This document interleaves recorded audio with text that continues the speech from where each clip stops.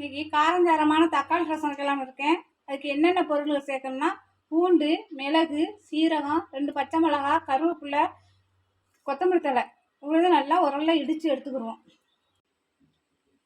இப்போ நெல்லிக்காய் அளவு எடுத்து புளி கரைச்சி எடுத்து வச்சுருக்கேன். அதோட கொஞ்சம் மஞ்சப்பொடி சேர்த்துக்கலாம். 2 தக்காளியும் போட்டு பிணைஞ்சு எடுத்துக்கிடுவோம்.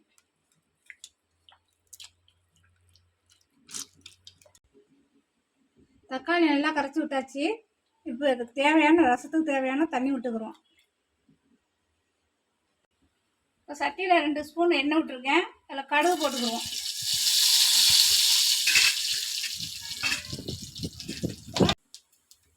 பச்சை மிளகா போட்டுக்கிடுவோம்.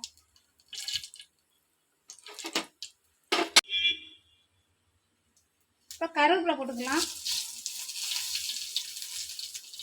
இப்போ இஞ்சி பூண்டு எல்லாம் தட்டி வச்சுருக்கோம் இல்லையா, அதையும் போட்டுக்குவோம்.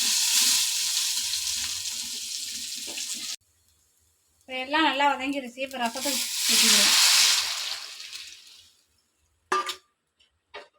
இப்போ ஒரு மூடியை போட்டு மூடிக்கலாம். இப்போ ரசம் ரெடி ஆயிடுச்சு. ரசத்தை கொதிக்க விடாமல் கொஞ்சம் முறக்கட்டவும் இறக்கிடணும். அதுக்கு தேவையான அளவு உப்பு போட்டுக்கிடுவோம். போட்டு கொஞ்சம் லைட்டாக கிண்டி விட்டுக்கிடுவோம்.